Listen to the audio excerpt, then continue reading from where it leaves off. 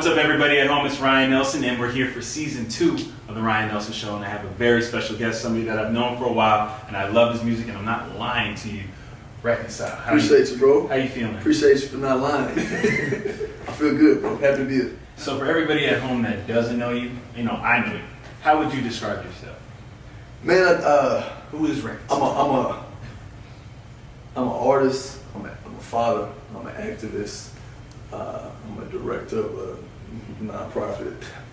I'm active in people's lives. I planted churches. I mean, I've done a lot of different things. I'm a guy that sees things that need help when change, and I just try to apply my life to it, just try to help it. So I'm a different dude, man. Mm-hmm. Yeah, but I'm dope. And I'm happy to do this interview because with everything going on in the world right now, I was actually like, man, when is the church going to stand up and speak about this? And one of the very first tweets I saw was from you, because you have had a personal relationship with George Floyd. What was that relationship like? Man, I knew Floyd since 2013 when he came home. Okay. At that point in time, I had a relationship with everybody who was essentially like family to him. Mm-hmm. So actually, like, my manager at the time was one of his best friends. Wow. You know what I'm saying? So when he touched down, it was only a matter of time before we met. And he was a changed man. I think a lot of times, you watch some of the headlines and people definitely want to smear somebody when you have like these police violent things. Because for whatever reason, our culture is like, if you have a past, then your death is justifiable. Right. But I think George was the best in what we ever wanted to see from a guy coming from the bottom. That's literally what they call his neighborhood, that part of Houston. They call it the bottom. Wow. And to change his life and make it out, and to be such a inspirational figure to so many people in that neighborhood, I thought he was an amazing person. Right. Has anything surprised you from the protests, from everything that has stemmed from this, like that's actually impressed you? Yeah, at first when I was watching the news, I saw a bunch of white kids out there. I'm like, yo, what is happening? Right. I was like, this ain't even us out there, baby. But what I'm seeing unfold is that you have so much solidarity for the same cause, and I think you have other things that where Americans are saying, enough's enough, and like, it brings tears to my eyes to know that people say, you know what, now you've suffered too long, and we're not gonna be silent about it. All of us, we're gonna stand for the same cause. I think that is a beautiful thing to see. White kids, Hispanic, Asian, all different ages coming together and saying, hey, we're standing against this. Right. And we want change. So. Right. And for those of you at home that don't know, you work a lot with the youth down here in Miami.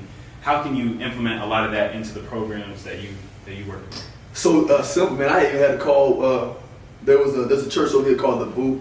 Mm-hmm. They were, impacted by, the events dramatically, and then there's even a movie came out called Just Mercy. Okay.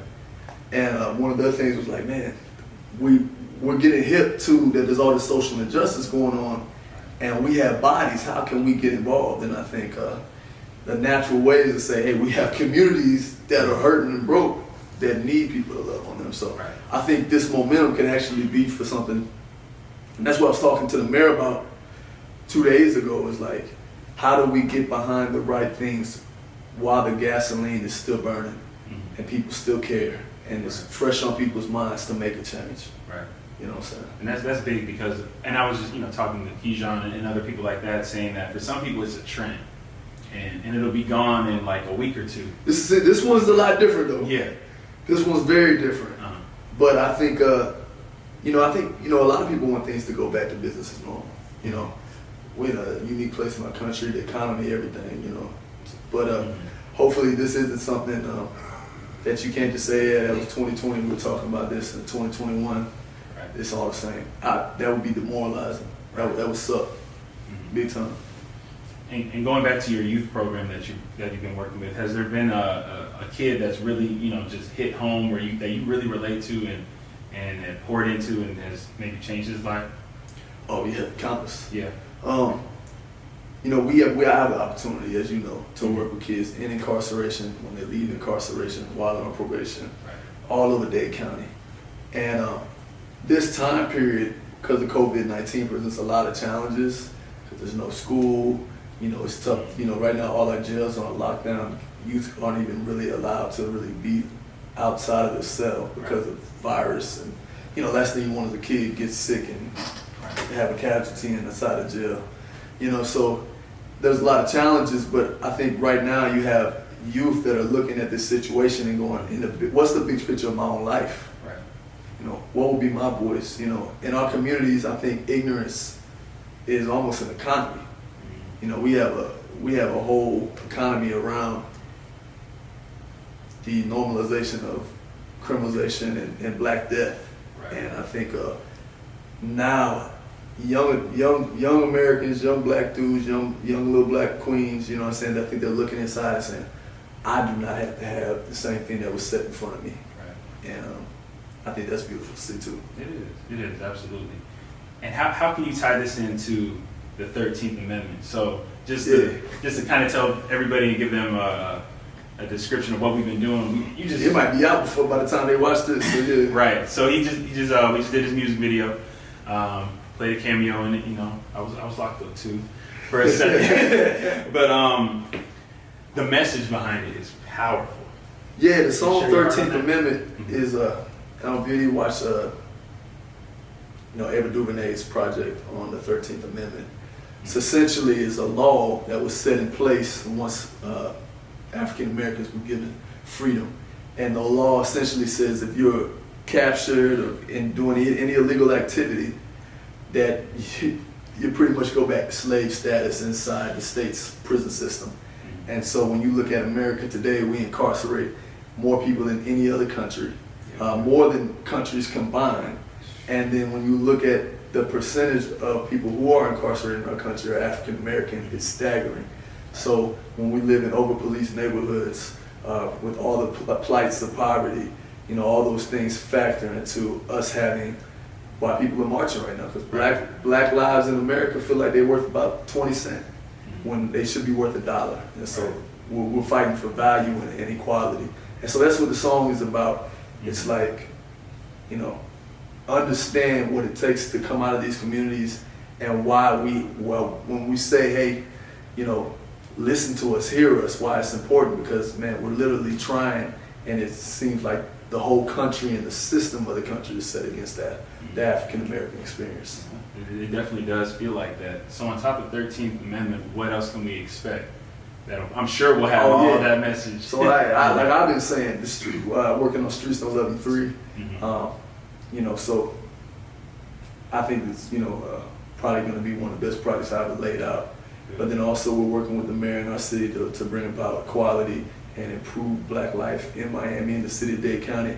And then also we're trying to ratify what juvenile justice looks like in this city, and then as well as housing as well. So there's a lot of things that aren't just music that are important that I'm working on. So there you go, well-rounded artists. A lot of artists aren't in the streets like this. Yeah, they suck, bro. Nah, you all right? You gotta get out here though. Do something, make something. You know what's the word says? Only what you do for God will last. The rest of it fades away. I ask kids in the jail all the time. I said, any of y'all know who Emmitt Smith is? They're like, nah, who's Emmitt Smith? I was like, he's an all-time leading rusher. But no matter what you do, no matter if you run the football, more touchdowns, more yards, anybody, that stuff fades away. People will forget your name. But what you do in this kingdom lasts. So big facts. Big facts. And I ask this question to every artist that I interview. Who is in your iPod or on your playlist that will surprise your listeners? Man, Saba, South African rapper, and he's amazing. SJAVA. Go listen to Saba. Is there any country in there? And man, classic music. You'd be surprised. I like what's his name, man? He got a song. Dang, it's gonna kill me. I can't remember it right now, but Craig Morgan. I got some Craig Morgan in my iPod, and then a lot of Bob Marley, and a lot of R&B from the '90s. But I mean, I don't know. I'm a slow jam dude, so. Got it. Where can everybody find you on social media? At Reconcile Us, at RECONCILEUS. I can't even spell my own thing, but my dog gonna put it right here. So that's what, Twitter, Instagram. That's all. It's all the same. And then YouTube. Just type in Reconcile. TikTok? Yeah. No, my TikTok ain't got to get up. Doing all the dances. That's what you with the kids, so they can help you. Yeah, bro. I'm filming. Yeah, good idea. So there you have it, ladies and gentlemen. Reconcile.